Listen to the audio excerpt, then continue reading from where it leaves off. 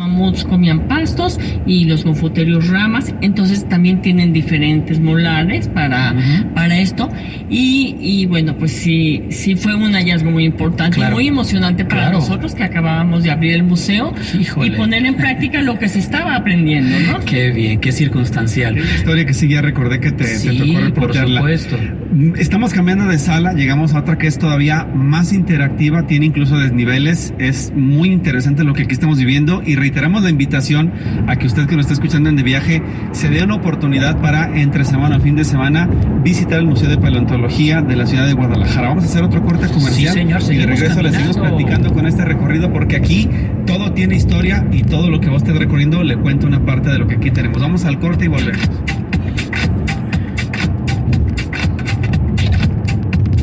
En Radio Metrópoli 937. Los más lindos juguetes son de Julio Cepeda. Seguimos con grandes promociones. Haz tu mejor selección con grandes ofertas y descuentos. Además, 6 meses sin intereses. Los esperamos en sucursales y tienda en línea. El paraíso del juguete en Julio Cepeda. Daniel y Jaciel Saldaña Esparza, de 13 y 16 años, son atendidos en el antiguo Hospital Civil. Padecen una malformación en el pecho. Requieren material para cirugía con un costo de 60,000 pesos cada uno. Juntos podemos ayudarles si depositas tu donativo a la cuenta Vida Citibanamex 4692-0000-533. O llamas al 33 36 16 46 91 de la Fundación Hospitales Civiles. En Radio Metrópoli 938.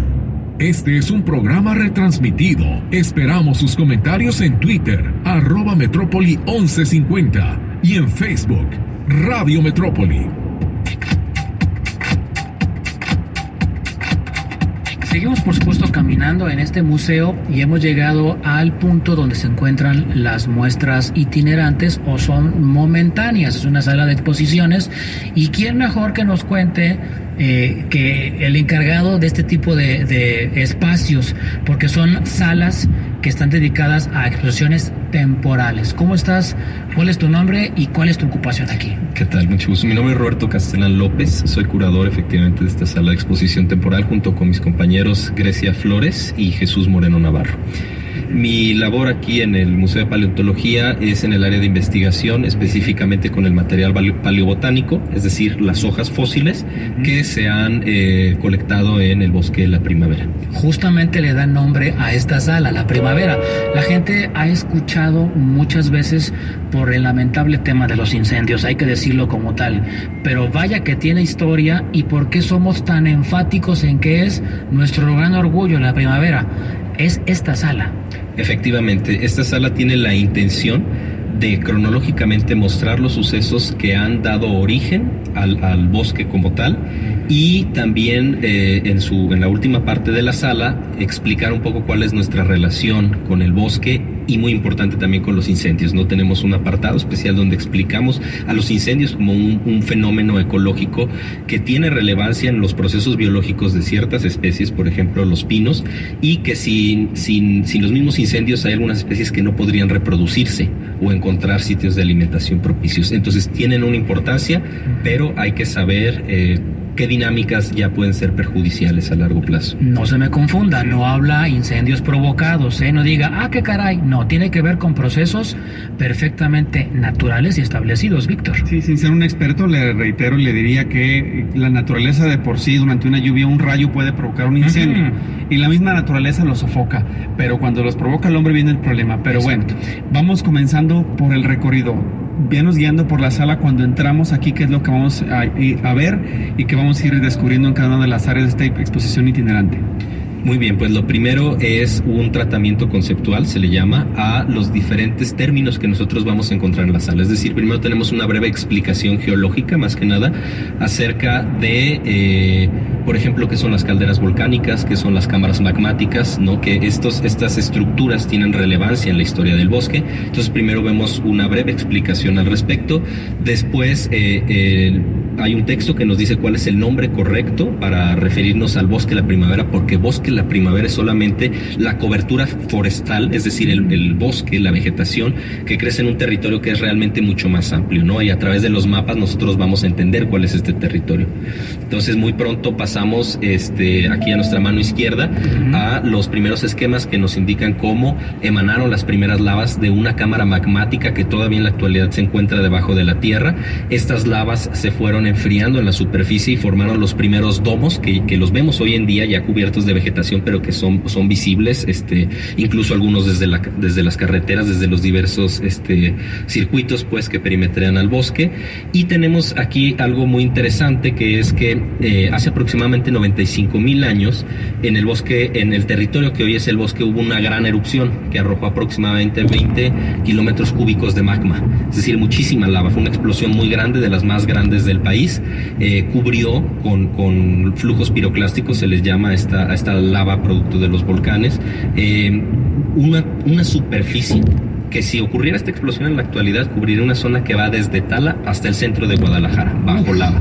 Entonces, todo esto era un gran domo que antes de colapsar, porque colapsa poco después, hace unas estructuras muy conspicuas que se conocen como chimeneas fósiles.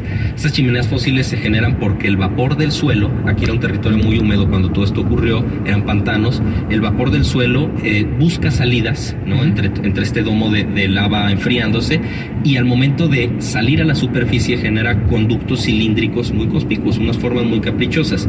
Cuando lo que está alrededor se erosiona, entonces nosotros tenemos esta especie como de chimeneas, ¿no? de fumarolas. Entonces se les llama así, fumarolas fósiles. Hay muy pocas en el mundo y afortunadamente aquí las tenemos, aquí las podemos estudiar, y les presentamos una muestra original. Estas son originales, nos las prestó la OPD del Bosque de la Primavera. Entonces ustedes pueden ver un relicto histórico, prehistórico, ¿no? Ramiro, comentar que también tienen en la misma exposición un mapa que si fuera, ¿cómo le llamaste a este mapa? Es una proyección hipométrica. Es básicamente una especie de mapping acerca de de los diferentes relieves que encontramos en el bosque, los cuerpos de agua, donde están las avenidas que lo rodean.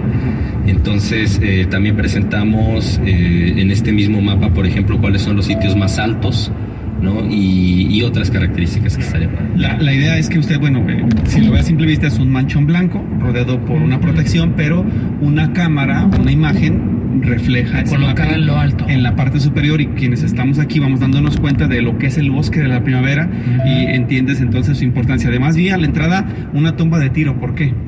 Sí, efectivamente, ya conforme avanzamos esta parte geológica, entonces explicamos, por ejemplo, aquí mostramos algunos de los fósiles que hay en la primavera que nos dicen sobre, por ejemplo, los cambios climáticos que hubo en la era del hielo, el Pleistoceno, una época pasada a la actual. La tumba de Tiro se encuentra, digamos, después de todos estos eventos, ya que empezamos a contar la historia arqueológica. Claro. Es muy poco sabido, pero hay tumbas de Tiro aquí cercanas al Bosque de la Primavera. Hay por lo menos 2 tumbas de Tiro. Entonces nosotros quisimos representar aquí, caracterizar pues cuál es digamos la estética típica, clásica que se utiliza en las tumbas de Tiro de Occidente, cuáles son las ofrendas que se ponen y un poco de la explicación de cómo estos símbolos representan la vida de aquel tiempo de los primeros pobladores de esta zona. Ya hablaste acerca de lo interactivo de la sala. Tenemos aquí el mapping y acá vemos una serie de artículos personales que nos muestran. ¿Es trabajo, es lo que se hace en la calle o son recuerdos de algo? Bueno, en este caso, conforme avanzamos en la sala, queremos mostrar primero la biodiversidad para que entiendan también cuál es la importancia en ese tópico pues del bosque. Hablamos un poco acerca además de cuáles son los servicios que nos provee el bosque, y esos servicios son incluso los que nos permiten hoy en día estar nosotros aquí habitando la ciudad de Guadalajara sin tener tantos problemas, por ejemplo, de olas de calor, de sequías, que se puedan producir algunas cosas en los terrenos de cultivo. Y bueno, esta parte a la que tú te refieres es precisamente una invitación mediante objetos de qué es lo que el visitante puede ir a hacer a la primavera, ¿no? Porque hay cosas que podemos hacer y hay otras que no podemos hacer. Entonces, en este caso, estos objetos que nosotros presentamos aquí son, digamos, las herramientas que alguien que visite el Bosque de la Primavera podría utilizar para aprovecharlo de manera responsable y además exprimir la riqueza que tiene este bosque en cuanto a paisaje. Pueden hacer trabajos fotográficos, ciclismo, hay rutas, siempre avistamientos de aves, hay guías de mamíferos, de vegetación, y hay actividades diversas en donde se pueden recorrer con acompañamiento, con guías, en las diferentes zonas del bosque. Pues. Muy bien. Pues de esta parte de la exposición de la primavera nos venimos al Centro de